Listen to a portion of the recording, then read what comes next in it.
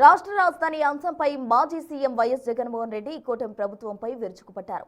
Best option గా plan A కింద వైజాగ్ను పరిపాలనా రాజధానిగా, కర్నూలును న్యాయ రాజధానిగా, అమరావతిని శాసన రాజధానిగా ప్రతిపాదించామని ఆయన గుర్తు చేశారు. ఒకవేళ అది వద్దనుకుంటే ప్లాన్ బి కింద మ్యావ్గన్ ఉండగానే ఉందన్నారు. అమరావతిలో రోడ్లు, కరెంటు, డ్రైనేజీల కోసం 2 లక్షల కోట్లు ఖర్చు చేసే బదులు అందులో కేవలం 10% నిధులతో మ్యావ్గన్ ప్రాంతాన్ని అద్భుతమైన గ్రోత్ ఇంజిన్ గా మార్చొచ్చని ఆయన సూచించారు.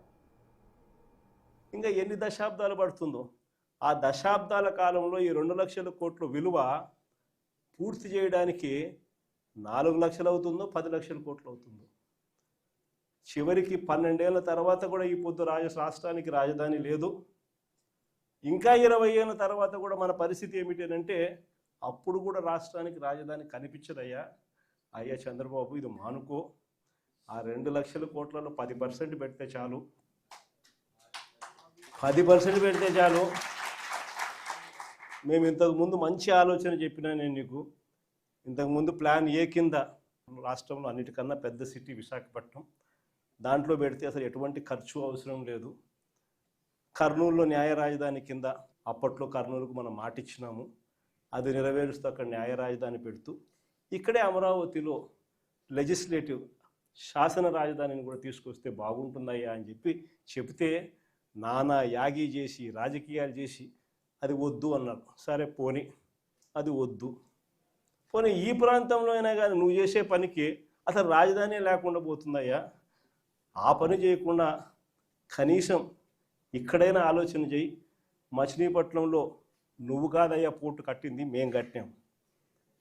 మచిలీపట్నంలో పోర్టు మనం కట్టాం. మన హయాంలోనే మనం భూములు తీసుకుంటాం, మన హయాంలోనే మనము అనుమతులు తీసుకొచ్చినాం, మన హయాంలోనే మనం ఫైనాన్షియల్ క్లోజర్ చేసినాం, మన హయాంలోనే మనం బ్యాంకులతో నీట్గా టైఅప్ కూడా చేసి స్టార్ట్ చేసి 30-40% వర్కులు కూడా పూర్తి చేసినాం మన హయాంలోనే. ఆ పోర్టు అయిపోతుంది. మచిలీపట్నం నుంచి విజయవాడకు కేవలం 70 కిలోమీటర్లు, విజయవాడ నుంచి గుంటూరుకు మరో 40 కిలోమీటర్లు, మొత్తం ఈ 110 కిలోమీటర్లు హైవే ఉందయ్యా. విజయవాడలో ఇంటర్నేషనల్ ఎయిర్పోర్ట్ ఉంది, మచిలీపట్నంలో పోర్ట్ వస్తూ ఉంది. ఈ హైవేకి అటు ఇటుగా ఎక్కడ నువ్వు కట్టే ఆ బిల్డింగులు ఇక్కడ కడితే దీన్నే మచిలీపట్నంలో నుంచి మా, విజయవాడలో నుంచి విఐ, గుంటూరులో నుంచి గన్ను, మావిగన్ అని చెప్పి ఈ 110 కిలోమీటర్లు ఈ ఎకనామిక్ కారిడార్ కింద, క్యాపిటల్ కారిడార్ కింద డిక్లేర్ చేసి ఆ కట్టే బిల్డింగ్లు ఆడ కట్టుకోకుండా ఇక్కడ కట్టయ్యా. 2 లక్షల కోట్లలో నువ్వు పెట్టే అమౌంట్లో 10% ఇక్కడ పెడితే చాలయ్యా.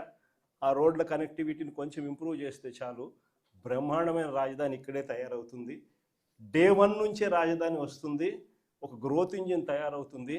కనీసం 20 ఏళ్ళ తర్వాత అయినా మన పిల్లలు ఉద్యోగాల కోసం ఎక్కడికెక్కడికో పోవాల్సిన అవసరం లేకుండా మా మావిగంలోనే ఉద్యోగాలు దొరుకుతాయ్యా అని అని చిలకకి చెప్పినట్టు చెప్పినా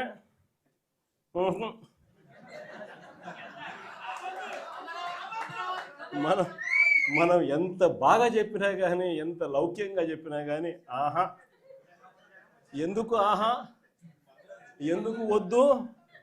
కారణం ఆడ 2 లక్షల కోట్లు వర్కులు,